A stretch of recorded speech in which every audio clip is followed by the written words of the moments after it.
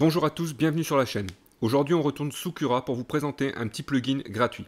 Vous êtes nombreux à poser des questions sur les différents groupes Facebook concernant le warping. Eh bien je vous présente rapidement comment y mettre fin. Merci de partager un maximum de fois cette vidéo. Bienvenue à tous, aujourd'hui on va se retrouver sous Cura. Je voulais vous parler d'un petit plugin que j'ai découvert il y a quelques temps de ça et que je devais vous partager parce que je vois souvent des problèmes avec le warping sur les différents groupes Facebook où je suis. Donc en fait le warping c'est vraiment le décollement d'une des parties extérieures de la pièce. Donc souvent c'est dû à une température de plateau trop chaude, une première couche trop chaude, ou c'est un peu compliqué à gérer. Donc il y a un plugin qui existe sous Cura.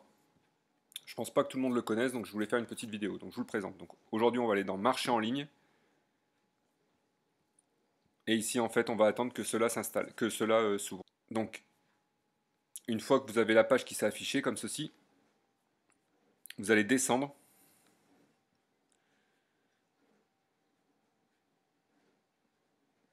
jusqu'à trouver Tab Anti-Warping. Donc, vous cliquez dessus, vous faites installer. Au moins, on voit il est déjà installé. Vous continuez. Et une fois qu'il est installé, ce sera marqué ici installé, vous fermez ceci et vous relancez Cura. Donc, on se retrouve dans 30 secondes, le temps pour moi de lancer Cura. Voilà, Cura est relancé. C'est très important de procéder à cette étape, sinon le plugin ne se mettra pas. Donc maintenant, vous allez chercher votre fichier STL qui vous a posé problème avec un gros effet warping. Voilà, je vais prendre cet objet ici. Donc dans une des précédentes vidéos, je vous avais montré un peu les raccourcis ici. Et si vous regardez bien, il y en a un qui est apparu ici, c'est le tab anti-warping. Donc là, c'est pour déplacer la pièce. Ici, ça va être pour redimensionner. Ça va être pour l'orienter plutôt à gauche ou à droite, enfin rotation. La symétrie. Les paramètres par modèle. Il y a une option pour bloquer les supports. Et l'anti-warping. Donc l'anti-warping ici, on va déterminer la taille de la pastille. Donc on va partir sur 20 mm. Le nombre de couches, on peut par exemple dire que je veux 3 couches. Et ensuite, une fois que ça c'est défini, je vais faire ma rotation, comme ceci. Et maintenant, je viens ici sur mon onglet et je vais cliquer là où je veux. Voilà, donc là je clique en bordure de pièce. On voit que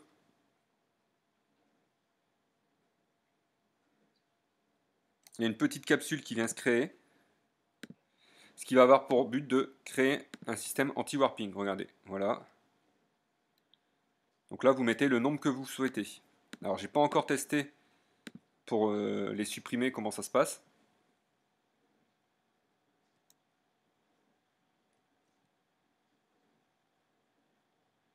Mais voilà, donc là on a créé un système qui permet d'éviter le warping sur vos pièces.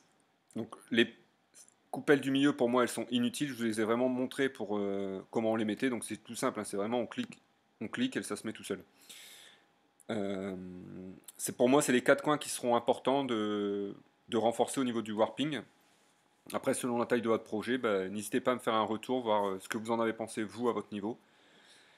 Et je vous souhaite une bonne semaine, je vous donne rendez-vous mardi prochain pour une nouvelle vidéo sur l'impression 3D.